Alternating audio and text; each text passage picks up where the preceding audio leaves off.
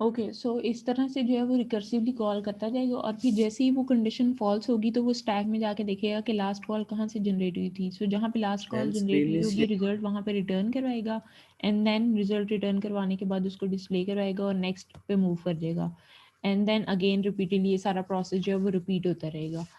सो इस तरह से हम कहेंगे कि ये हमारे पास इन ऑर्डर रिवर्सल हो जाएगा। नेक्स्ट इज हमारे पास था जो हमने मैम पढ़ा था। स्क्रीन नहीं शेयर हो रही। हाँ जी, अभी कर रही हूँ शेयर। नेक्स्ट जो हमने पढ़ा था that was pre order and in order. So pre order reversal में मैम हाँ जी इन ऑर्डर में जो हमने पास की है नोड आर, तो कंपाइलर को कैसे पता चलेगा कि आर क्या चीज़ है, क्योंकि ऊपर तो हमने रूट को रूट लिखा था, कंप्लीट रूट। हाँ जी, आप मेन में आप यहाँ पे रूट लिख लें। मुझे वो प्रीवियस वाला कोड याद नहीं था ना कि वो क्या था, मैंने इसलिए आपको शायद स्टार्ट में बोला भी है कि आप रूट का वर्ड भी यहाँ पे लिख के पास कर सकते हो। सो आप रूट लिख के पास कर दो। मुझे याद नहीं था कि कोड में लास्ट टाइम क्या लिखा था। आप कंप्लीट वर्ड रूट लिख के पास कर दो, ठीक है। ठीक है मैम, लेकिन जब हमने ऊपर उसको बताया हुआ है कि जो नोड रूट है वो नोड है, तो जब हम इन ऑर्डर में पास करें तो सिर्फ रूट भी तो लिख सकते हैं ना। हाँ जी, बिल्कुल लिख सकते हैं रूट, क्यों नहीं लिख सकते। मैं रूट क्योंकि मैम इसलिए जब नोड रूट लिखेंगे तो फिर वो ऑपरेटर का साइन आ जाएगा, वो जो दूसरा ऑपरेटर होता है उसका हाँ मुझे जी, नाम नहीं याद आ रहा, 4 डॉट्स वाला। जी जी, ठीक है, कोई इशू नहीं, आप वो लिख लें। Okay ma'am.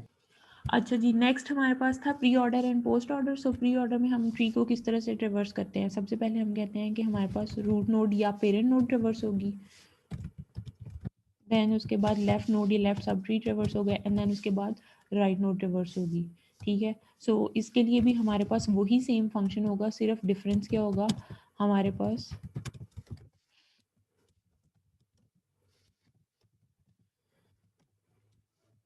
सीक्वेंस चेंज हो जाएगा। ये यहाँ पे सीक्वेंस ही चेंज हुआ ना, पहले लेफ्ट नोड ट्रेवर्स हो रही थी और फिर पेरेंट नोड ट्रेवर्स हो रही थी। अभी हम पेरेंट नोड को पहले ट्रेवर्स कर रहे हैं एंड देन लेफ्ट नोड को ट्रेवर्स कर रहे हैं। सो सिर्फ सीक्वेंस चेंज होगा हमारे पास स्टेटमेंट्स का, लेकिन स्टेटमेंट्स वही रहेंगे। सो हम क्या करेंगे, if root is not equal to null, तो इन दैट केस वो क्या करेगा, मैम इधर इफ की जगह हम व्हाइल नहीं यूज करेंगे। नहीं, इफ यूज़ करेंगे। अगर वो नल नहीं है तभी उसको करवाएगा। सो क्या करेगा, सबसे पहले पेरेंट नोड डिस्प्ले हो रही है, सो रूट के डेटा को डिस्प्ले करवाएगा। देन उसके बाद क्या करना है, लेफ्ट सब ट्री को करना है ट्रिवर्स। हमें नहीं पता कि लेफ्ट साइड पे लेफ्ट नोड है या लेफ्ट सब ट्री है, लेकिन हम एज्यूम यही करेंगे कि लेफ्ट साइड पे लेफ्ट सब ट्री एग्जिस्ट कर रहा है, ठीक है। सो उस केस में हम क्या करेंगे, सेम फंक्शन को रिकर्सिवली कॉल कर लेंगे, लेकिन किसके लिए, लेफ्ट नोड के लिए। सो रूट का लेफ्ट पास कर देंगे एंड देन जब लेफ्ट सब ट्री कम्प्लीटली ट्रेवर्स हो जाएगा तो फिर हमने क्या ट्रेवर्स करना है, राइट सब ट्री को ट्रेवर्स करना है। तो हम क्या करेंगे, सेम फंक्शन को रिकर्सिवली कॉल कर लेंगे but for the right sub tree. So यहाँ पे रूट का राइट पास कर देंगे and that is the end of the pre-order function and same is the case with the post order function। post order में हमने क्या किया था, क्या था सीक्वेंस पोस्ट ऑर्डर का, left right and then parent, यही था ना। सो हमारे पास यही वाली 4 स्टेटमेंट्स आएंगी इस फंक्शन में, लेकिन क्या होगा, ये वाली जो 3 स्टेटमेंट्स हैं इनका सीक्वेंस चेंज हो जाएगा जैसे प्री ऑर्डर में चेंज हो गया। क्लियर है सबको। मैम इन्हीं 3 स्टेटमेंट से पूरा ट्री ट्रेवर्स हो जाएगा हमारा। हाँ जी बिल्कुल, इन्हीं 3 स्टेटमेंट्स के साथ, लेकिन सीक्वेंस डिफरेंट होगा। सो सीक्वेंस आपने ध्यान में रखना है कि किस सीक्वेंस में, किस ट्रेवर्सल टेक्निक में हम कौन से सीक्वेंस फॉलो कर रहे हैं। ये जो मैंने ऊपर एक स्टेटमेंट लिखी ना यहाँ प्री ऑर्डर में और पोस्ट ऑर्डर में और इन ऑर्डर में यस मैम लिखी, वो तो पता चला। इसके अकॉर्डिंगली आपने अपनी स्टेटमेंट्स लिखनी है। सीक्वेंस ये गलत नहीं होना चाहिए। बाकी तीनों फंक्शंस में यही सेम स्टेटमेंट्स लिखी जाएंगी,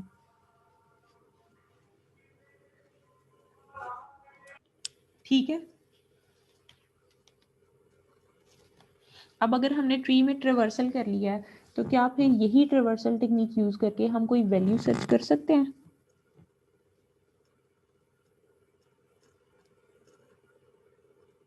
जब हमने कोई वैल्यू सर्च करनी होती है तो हम हमारे ट्री को ट्रेवर्स करते हैं ना, यस मैम।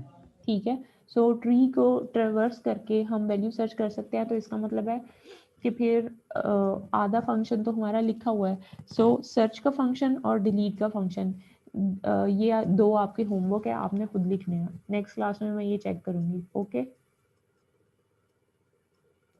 मैम कौन से फंक्शन? सर्च और सर्च का और डिलीट का। मैम डिलीट स्पेसिफिक नोड या ऑल नोड्स? कोई भी नोड आपको वो कह सकता है। डिलीशन के हमने 3 केसेस पढ़े हैं ना बाइनरी सर्च ट्री में, कि लीफ नोड भी डिलीट हो सकती है, कोई ऐसी नोड भी डिलीट हो सकती है जिसकी एक चाइल्ड नोड हो, और कोई ऐसी नोड भी डिलीट हो सकती है जिसकी 2 चिल्ड्रन नोड्स हो। सो तीनों केसेस में से कोई सा केस भी आ सकता है। यूजर आपको बताएगा कि कौन सी नोड डिलीट करनी है। ओके। ठीक है, आपने जो कोड लिखना है ना डिलीशन का फंक्शन, उसमें आपने जेनेरिक कोड लिखना है कि यूजर से आप पूछ लो कौन सी नोड डिलीट करनी है। जो भी नोड यूजर आपको बताएगा उसको चेक कर लो कि वो तीनों केसेस में से किसके साथ मैच कर रही है। लीफ नोड है, सिंगल चाइल्ड नोड है, या 2 चिल्ड्रन नोड है। सो जिसके साथ वो मैच करेगा उस नोड को आपने डिलीट करवा देना है। देन उसके बाद नेक्स्ट हमारे पास आ जाता है एवीएल ट्री।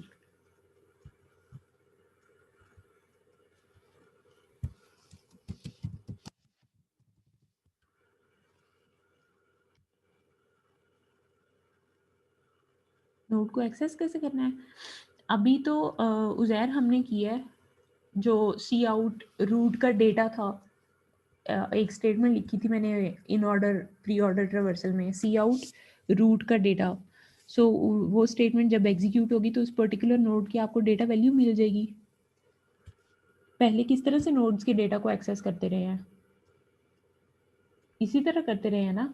जब लिंक लिस्ट भी पड़ी थी तो वहां पे भी हम क्या करते थे, न्यूअर नोड का डेटा ये लिखते थे ना हम। लेट मी रिमाइंड यू, अगर भूल गया आपको तो। किसी भी नोड के डेटा को एक्सेस करना था तो हम क्या स्टेटमेंट लिखते थे, न्यू नोड के डेटा को एक्सेस करो और मे बी एक्स एलोकेट करवा दो, या कंडीशन लगा दो इफ न्यू नोड का data is equals to X. So इस तरह से एक्सेस नहीं करते थे। उसी तरह से लिंक लिस्ट बेस्ड इम्प्लीमेंटेशन हो रही है ना ट्री की, तो एग्जैक्टली उसी तरह से यहाँ पे हमारे पास नोड एक्सेस हो जाएंगी।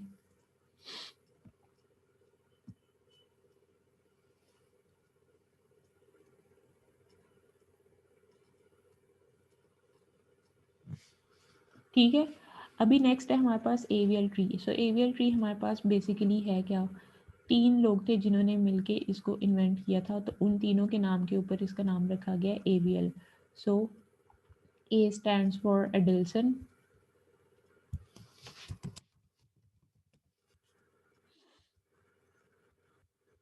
B stands for Velsky,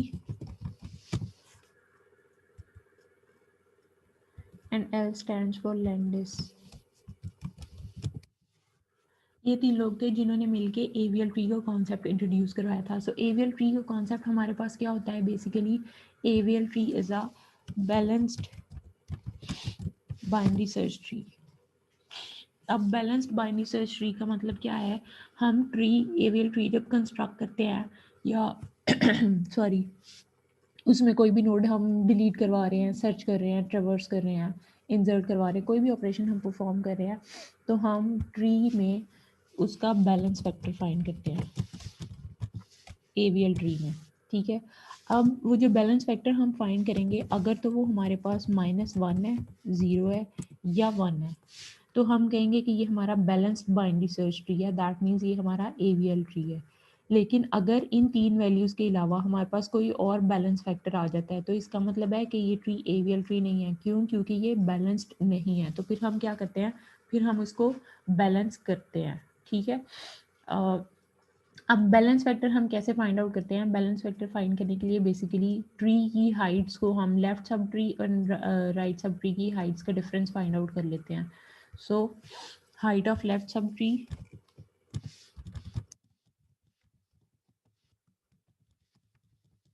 में से अगर हम माइनस कर दे height of right sub tree, तो वो हमारे पास बैलेंस फैक्टर आ जाएगा एवीएल ट्री का। ठीक है, लेट्स सपोज किस तरह से करना है, कुछ वैल्यूज ले लेते हैं और उनकी बेस के ऊपर हम एक ट्री कंस्ट्रक्ट करते हैं। लेट्स सपोज हमारे पास वैल्यूज गिवन है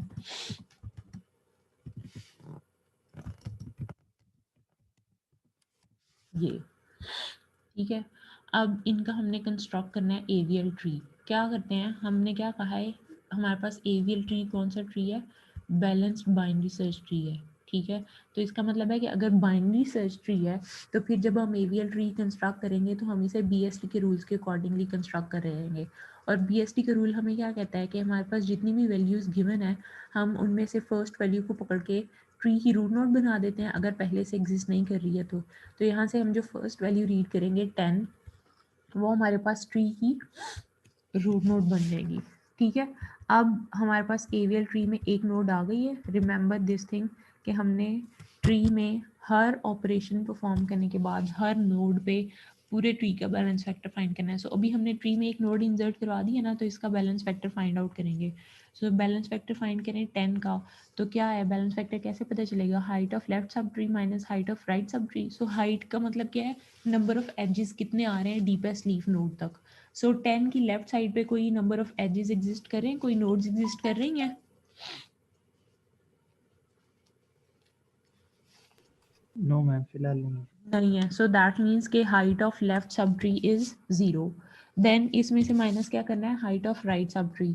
सो राइट सब ट्री में 10 के हमारे पास कोई एजेस कोई नोड्स एग्जिस्ट करी हैं जिनकी बेस पे हम राइट सब ट्री की हाइट फाइंड आउट कर सकें? No ma'am.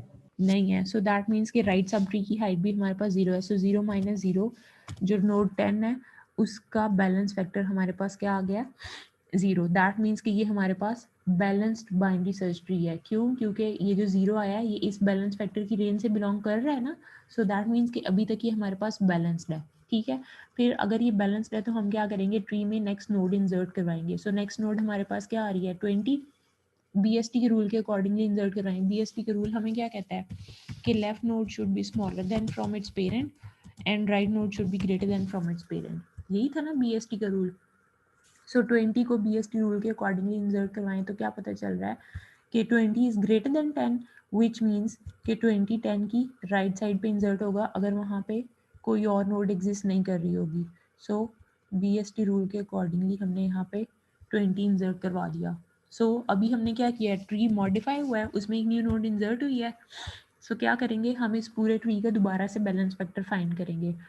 लोअर नोड से बैलेंस फैक्टर स्टार्ट करना फाइंड करें इधर हम, तो 20 का बैलेंस फैक्टर कैसे फाइंड करेंगे, 20 के लेफ्ट सब ट्री में कितने एजेस आ रहे हैं? नो मैम, कोई नहीं। 0, ठीक है। देन राइट में कितने आ रहे हैं? 0। 0। So 0 minus 0 is equals to 0। 20 का बैलेंस फैक्टर हमारे पास आ गया 0। अब 10 का बैलेंस फैक्टर फाइंड करें।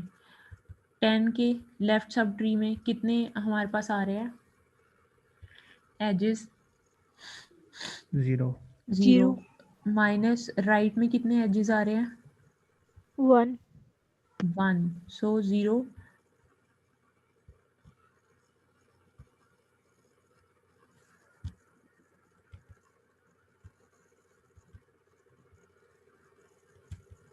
0 माइनस 1 हमारे पास बैलेंस फैक्टर क्या आ जाएगा 10 का, -1। सो क्या ये जितनी भी नोड्स हैं अभी ट्री में इनका बैलेंस फैक्टर इस रेंज से बिलोंग कर रहा है? कर रहा है, 0 Yes, एंड ma'am. -1। सो इसका मतलब है कि ये ट्री अभी भी हमारे पास बैलेंस्ड है। सो बैलेंस्ड है तो अभी नेक्स्ट नोड इंसर्ट करवाई जा सकती है, करवा सकते हैं। नेक्स्ट वैल्यू रीड करें क्या आ रही है, 23। बीएसटी रूल के अकॉर्डिंगली इंसर्ट करवाएं। 23 इज ग्रेटर देन 10, राइट पे आ गए। 23 इज ग्रेटर देन 20, उसकी राइट पे आ गए और नोड इंसर्ट करवा देनी है अगर वहाँ पे कोई और नोड एग्जिस्ट नहीं कर रही है तो, ठीक है। सो 20 की राइट साइड पे हमारे पास आ जाएगा 23।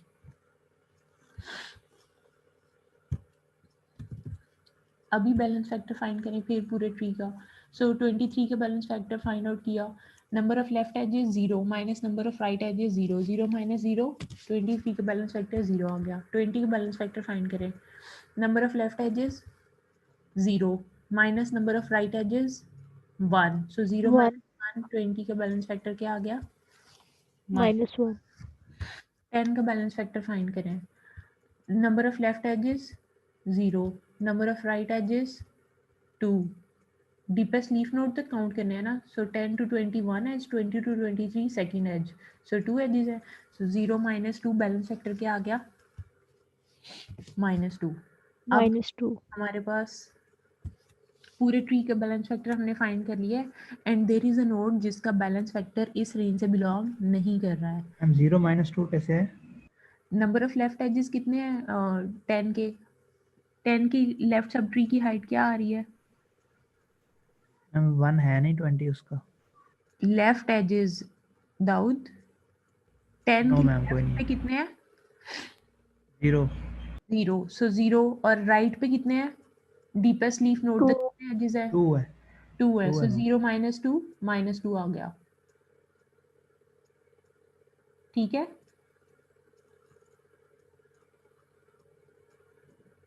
दाऊद? यस मैम ठीक है। ओके, सो -2 आ गया। अब देखिए ये हमारे पास क्या हो गया? अनबैलेंस्ड हो गया क्योंकि there is a node in the tree जिसका बैलेंस फैक्टर हमारी इस रेंज से बिलोंग नहीं कर रहा है। सो ये अनबैलेंस्ड हो गया है।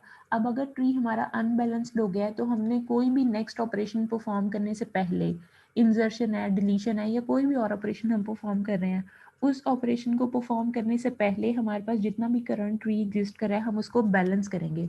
सो बैलेंस उसको किस तरह से करते हैं? हम उसके ऊपर अप्लाई करते हैं रोटेशंस।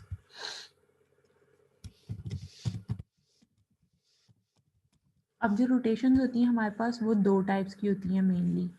एक हमारे पास होती है सिंगल रोटेशन और एक हमारे पास होती है डबल रोटेशंस।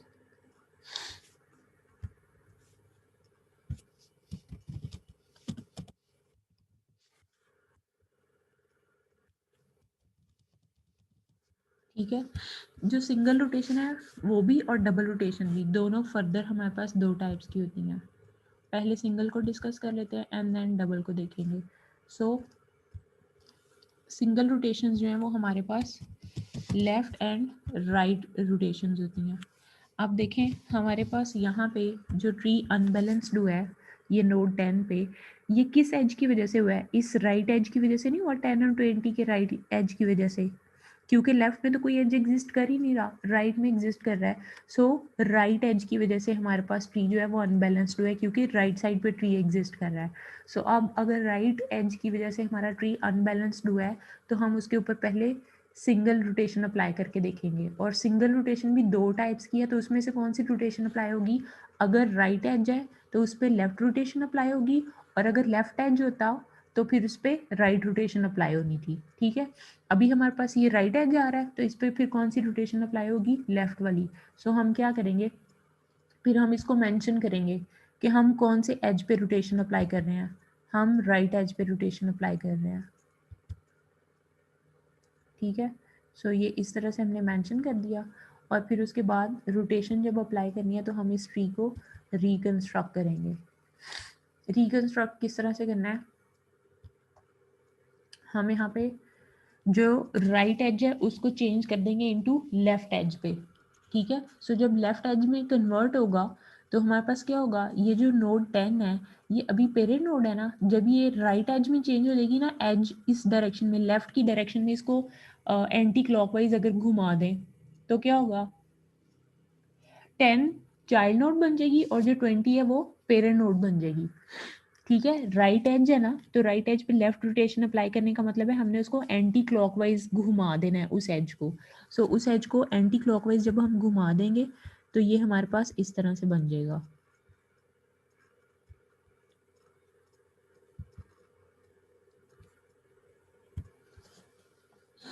ट्वेंटी पहले चाइल्ड नोड थी, अभी वो पेरेंट नोड बन जाएगी, और 10 जो पेरेंट नोड थी वो हमारे पास लेफ्ट चाइल्ड बन जाएगा। ठीक है, सो इस तरह से। और जो बाकी के ट्री है वो एज इट इज़ ड्रॉ कर देंगे हम। सो बाकी के ट्री में हमारे पास क्या था? 20 की राइट साइड के ऊपर एक नोड एग्जिस्ट कर रही थी, नोड 23। सो यहाँ पे हमारे पास आ जाएगा 23। ठीक हो गया। अब यहाँ पे आपने एक चीज़ याद रखनी है, रोटेशन अप्लाई करने के बाद एक तो आपने बैलेंस फैक्टर दोबारा से पूरे ट्री का फाइंड करना है, क्योंकि हमने एक ऑपरेशन परफॉर्म किया ना रोटेशन का। सो बैलेंस फैक्टर तो फाइंड करना ही है, बट आपने ये ध्यान में रखना है कि रोटेशन अप्लाई करने के बाद जो ट्री बन रहा है ना वो इस BST वाली कंडीशन को फुलफिल कर रहा हो। BST की ये कंडीशन फॉल्स नहीं होनी चाहिए, क्योंकि पूरा AVL ट्री कब होगा, जब वो एक तो बैलेंस्ड होगा और सेकेंडली वो बाइनरी सर्च ट्री होगा। अगर कंडीशन ये वाली वायलेट हो गई रोटेशन अप्लाई करने के बाद, तो इसका मतलब है कि फिर वो आपका BST नहीं रहा, और अगर BST नहीं रहेगा तो फिर वो आपका AVL भी कंसीडर नहीं होगा। ठीक है, सो अभी देखें जो ट्री हमारे पास ये वाला आ रहा है, इसमें BST की कंडीशन होल्ड कर रही है ना, 10 is less than 20 less than from its parent node, so उसकी लेफ्ट पे आ रहा है। 23 इज ग्रेटर देन 20, सो उसकी राइट पे आ रहा है। दैट मीन्स ये BST की कंडीशन को फुलफिल कर रहा है। ठीक है, अब इसका बैलेंस फैक्टर फाइंड आउट कर लें। 10 का बैलेंस फैक्टर फाइंड करें, क्या आएगा, नंबर ऑफ लेफ्ट एजेस कितने हैं, 0, नंबर ऑफ राइट एजेस कितने हैं, 0, सो 0 माइनस 0, 10 का बैलेंस फैक्टर हमारे पास 0 आ गया। देन 23 के बैलेंस फैक्टर फाइंड करें। 23 के लेफ्ट एजेस कितने हैं, 0, राइट एजेस कितने हैं, 0, सो 0 माइनस 0, 0 आ गया। 20 के बैलेंस फैक्टर फाइंड करें। नंबर ऑफ लेफ्ट एजेस कितने हैं, 1, नंबर ऑफ राइट एजेस कितने हैं, 1, तो बैलेंस फैक्टर क्या आ गया, 0। क्लियर है सबको? अभी देखें हमारे पास इस ट्री में जितनी भी नोड्स हैं वो सारी की सारी बैलेंस्ड बाइनरी सर्च ट्री की कंडीशंस को होल्ड कर रही हैं, कर रही हैं। बैलेंस फैक्टर भी रेंज से बिलोंग कर रहा है और BST की कंडीशन भी फुलफिल हो रही है। So that means now this is, यहाँ तक जितना हमने ट्री कंस्ट्रक्ट किया ये AVL ट्री हमारे पास है। अब नेक्स्ट वैल्यू इंसर्ट की जा सकती है, कर सकते हैं। ट्री हमारा बैलेंस्ड है, सो नेक्स्ट वैल्यू इंसर्ट करेंगे। Next value is 24, so BST rule के अकॉर्डिंगली चेक किया, 24 इज ग्रेटर देन 20, राइट पे आ गए। 24 इज ग्रेटर देन 23, राइट पे आ गए। यहाँ पे कोई नोड एग्जिस्ट नहीं कर रही थी, सो हमने यहाँ पे 24 इंसर्ट करवा देना है।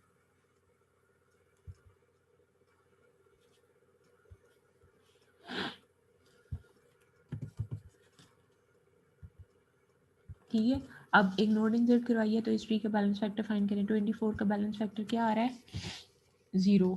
23 का बैलेंस फैक्टर क्या आ रहा है, क्या आएगा 23 का, -1। क्यों, क्योंकि नंबर ऑफ लेफ्ट एजेस कितने हैं, 0, नंबर ऑफ राइट एजेस कितने हैं, 1, सो 0 माइनस बैलेंस फैक्टर आ जाएगा -1। 10 का बैलेंस फैक्टर 0 ही रहेगा। 20 का बैलेंस फैक्टर फाइंड करें, क्या आएगा, number of left edges 1, number of right edges 2, so 1 minus 2 -1, -1। ठीक है, सो देखें अभी हमारे पास ट्री में जितनी नोड्स हैं उन सब का बैलेंस फैक्टर हमारी इस रेंज से बिलोंग कर रहा है, तो दैट मीन्स कि ये ट्री जो है ये हमारे पास बैलेंस्ड बाइनरी सर्च ट्री यानी कि AVL ट्री को रिप्रेजेंट कर रहा है। नेक्स्ट वैल्यू इंसर्ट करवाएंगे, सो नेक्स्ट वैल्यू इज 25। ठीक है, सो 25 इज ग्रेटर देन 20, राइट पे आ गए। 25 इज ग्रेटर देन 23, राइट पे आ गए। 25 इज ग्रेटर देन 24, राइट पे आ गए। यहाँ पे कोई नोड नहीं थी, सो यहाँ हमने 25 को इंसर्ट करवा देना है। सो 24 की राइट साइड पे हमारे पास आ जाएगा 25। एक न्यू नोड इंसर्ट करवाई है। ट्री का बैलेंस फैक्टर दोबारा फाइंड करें। 25 का बैलेंस फैक्टर क्या आएगा, 0। 24 का -1, because number of left edges 0, number of right edges 1, so 0 -1 balance factor आ जाएगा -1। देन 23 का बैलेंस फैक्टर फाइंड करें। नंबर ऑफ लेफ्ट एजेस कितने हैं, 0, नंबर ऑफ राइट एजेस कितने हैं, 2, सो बैलेंस क्या आ गया हमारे पास, -2।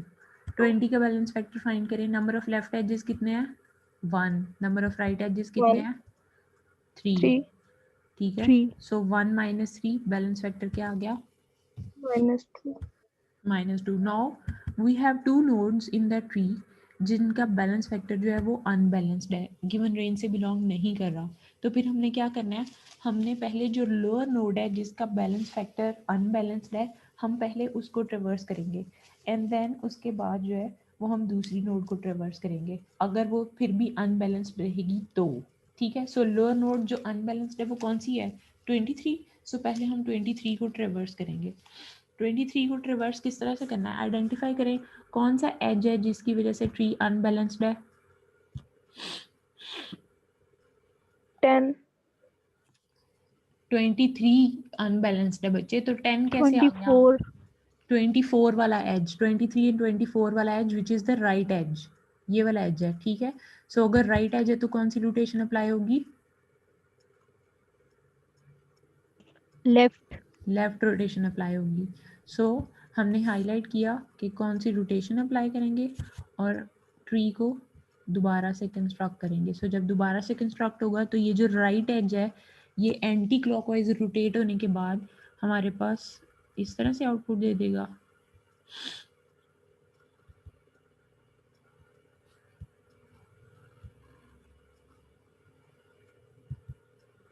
ऐसे चेंज हो जाएगा। 23 हमारे पास चाइल्ड नोड बन जाएगी एंड 24 जो है वो पेरेंट नोड। पेरेंट नोड बन जाएगी। ये रोटेशन हो गई, इसी पे रोटेशन अप्लाई करनी थी। जो बाकी का ट्री है वो एज इट इज़ कंस्ट्रक्ट हो जाएगा। सो बाकी का ट्री कंस्ट्रक्ट कर देंगे हम as it is.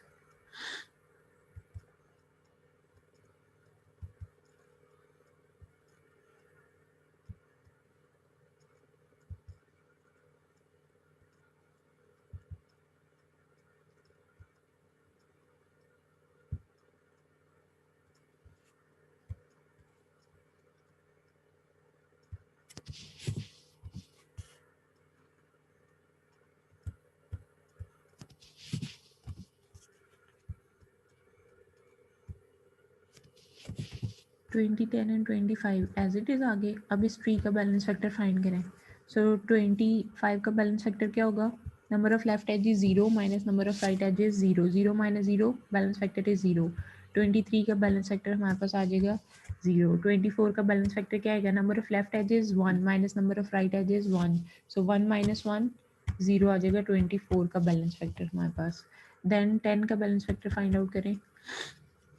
Number of left edge is 0, number of right edge is 0, so overall balance factor of 10 is 0. 20 का balance factor find करें। number of left edge is 1, number of right edge is 2, so 1 minus 2 minus 1. 2 अभी देखें हमारे पास previously tree में दो node ऐसी थी जो अनबैलेंस थी, लेकिन लोअर नोड पे हमने एक रोटेशन अप्लाई की तो उसके बाद जो हमारे पास ट्री आ रहा है उसकी सारी नोड्स जो है वो अनबैलेंस्ड हो गई हैं।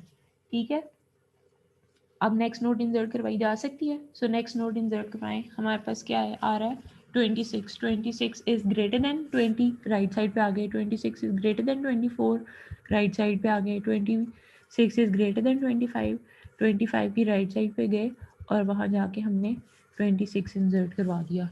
सो अगेन हमने एक न्यू ऑपरेशन परफॉर्म किया। ट्री का बैलेंस फैक्टर दोबारा फाइंड करें। 26 का बैलेंस फैक्टर क्या आएगा?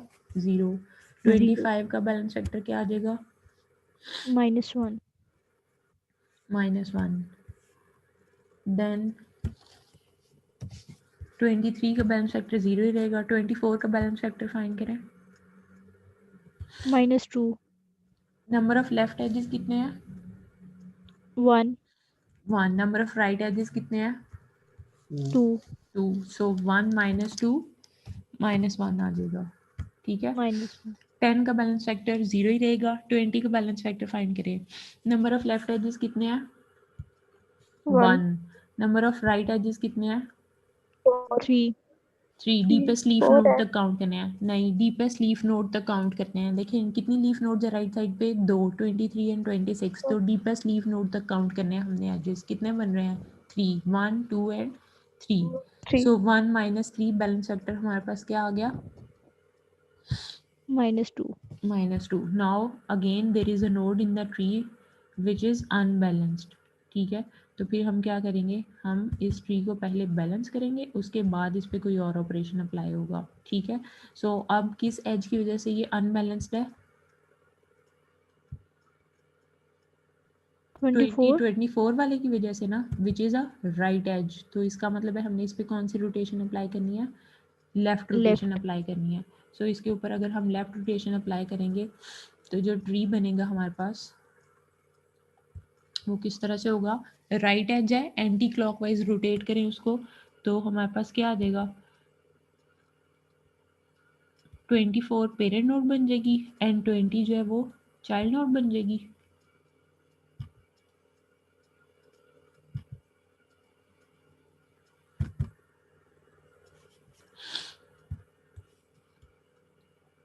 सो राइट एज हमारे पास इस तरह से रोटेट हो जाएगा।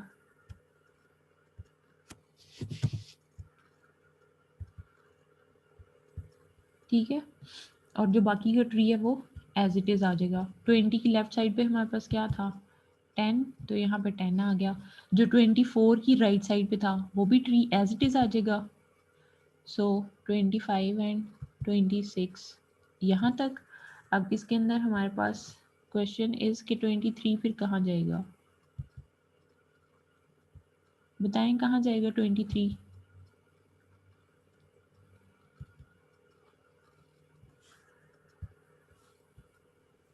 मैम मैम लेफ्ट 23 24 की जगह मतलब पेरेंट बन जाएगा शायद, और 25 और 26 उसके चाइल्ड। नहीं, सिर्फ एक एज को रोटेट करना है हमने, ठीक है। देखें जब हमने इस एक एज को रोटेट किया ना तो हमारे पास क्या हुआ,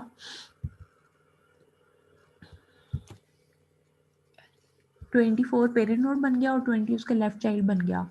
तो वो हम रोटेट करके इस तरह से आ गया। लेकिन 24 की लेफ्ट साइड पे 23 था जहाँ पे अब आ गया है 20। तो फिर हम क्या करेंगे, ये 23 अभी सिर्फ लेफ्ट नोड है, हो सकता है यहाँ पे लेफ्ट सब ट्री होता, 21 22 भी होते तो ये लेफ्ट सब ट्री हो जाना था ना 24 की लेफ्ट साइड पे। तो फिर उस केस में हमने क्या करना था, ये जो लेफ्ट सब ट्री आ रहा है या ये जो लेफ्ट नोड आ रही है इसको हमने BST रूल के अकॉर्डिंगली इस ट्री में इंसर्ट करवा देना है, जो ये हमारे पास हमने रोटेशन के बाद कंस्ट्रक्ट किया है ये वाला ट्री, ठीक है। सो जब यहाँ पे इंसर्ट करवाएंगे तो क्या होगा, 23 इज लेस देन 24, तो 23 की लेफ्ट साइड पे आ गए। सो 23 की लेफ्ट पे है तो वहाँ एक और नोड पड़ी हुई है, उससे कंपेयर किया 23 इज ग्रेटर देन 20, तो हम उसकी राइट साइड पे 23 को इंसर्ट करवा देंगे। सो हमारे पास यहाँ पे 23 24 की लेफ्ट पे है बट 20 की राइट साइड पे इंसर्ट हो जाएगा। अब इस ट्री का बैलेंस फैक्टर फाइंड करें। 10 का बैलेंस फैक्टर क्या आ रहा है 0, 23 का बैलेंस फैक्टर क्या आ रहा है 0, 26 का बैलेंस फैक्टर क्या आ रहा है 0, 25 का बैलेंस फैक्टर क्या आ रहा है -1, 20 का बैलेंस फैक्टर क्या आ रहा है 0 और 24 का बैलेंस फैक्टर क्या आ रहा है 0। तो ये हमारे पास क्या है, एक रोटेशन के बाद converted balanced binary search tree है जो रिप्रेजेंट कर रहा है एरियल ट्री को। क्लियर है सबको? Yes ma'am. ओके इसी तरह से अभी इस एग्जांपल में हमारे पास वो वाली सारी वैल्यूज आ गई जो हमारे पास राइट सब ट्री कंस्ट्रक्ट कर रही थी। अभी हम दूसरी एग्जांपल ले लेते हैं मे बी, जिसमें हम कह देते हैं कि हमारे पास लेफ्ट सब ट्री बनेगा, ये दोनों का कॉम्बिनेशन हो सकता है। सो उस केस में हम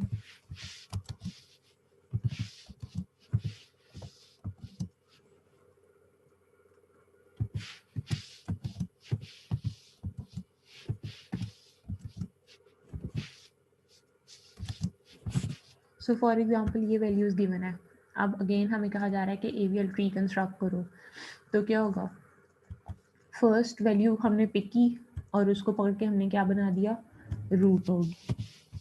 देन इसका बैलेंस फैक्टर फाइंड करें, क्या आ रहा है बैलेंस फैक्टर इसका 50 का बैलेंस फैक्टर हमारे पास आ रहा है 0, ठीक है। 0। देन इसका मतलब ट्री जो है वो हमारे पास बैलेंस्ड है, तो क्या करना है हमने इसमें नेक्स्ट नोड इंसर्ट करवाई जा सकती है। सो नेक्स्ट नोड रीड करें that is what 45। So compare करें 45 is less than 50, that means कि हमारे पास BST रूल के अकॉर्डिंगली 45 जो है वो 50 की लेफ्ट साइड पे आ जाएगा। सो लेफ्ट साइड पे कोई नोड एग्जिस्ट नहीं करी थी तो यहाँ पे हमने 45 इंसर्ट करवा दिया, ठीक है। अब बैलेंस फैक्टर फाइंड करें, 45 का बैलेंस फैक्टर क्या आ जाएगा 0, क्योंकि number of left nodes and number of left edges and number of right edges both are 0, so 0 - 0 balance factor आ जाएगा 0। 50 का बैलेंस फैक्टर फाइंड करें, number of left edges 1 minus number of right edges 0, so 1 - 0 balance factor क्या आ गया 1। Tree balanced है, ठीक है। नेक्स्ट रीड करें वैल्यू क्या आ रही है 40, 40 is less then 50 left side पे आ गए, 40 is less then 45 left side पे आ गए और इसको इंसर्ट करवा दिया हमने एज अ लेफ्ट चाइल्ड, ठीक है। अब दोबारा से ट्री का बैलेंस फैक्टर फाइंड करें, हमारे पास बैलेंस फैक्टर फाइंड किया तो 40 का बैलेंस फैक्टर क्या आ जाएगा 0। 45 का बैलेंस फैक्टर फाइंड करें क्या आएगा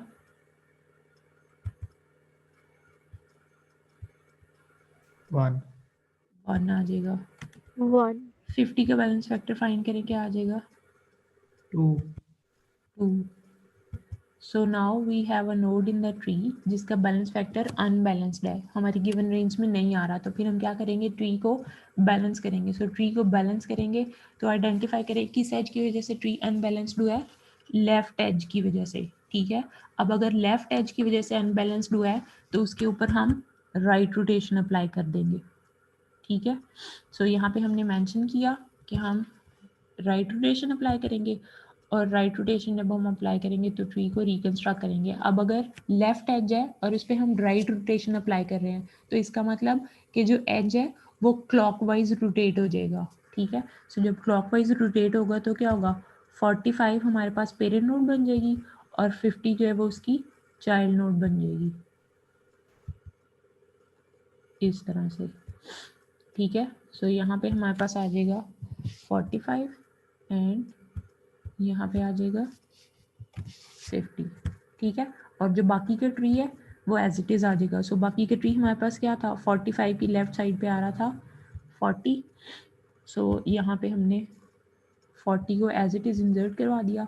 अब इस ट्री का बैलेंस फैक्टर फाइंड आउट करें। सो 40 का बैलेंस फैक्टर हमारे पास क्या आ रहा है? 0।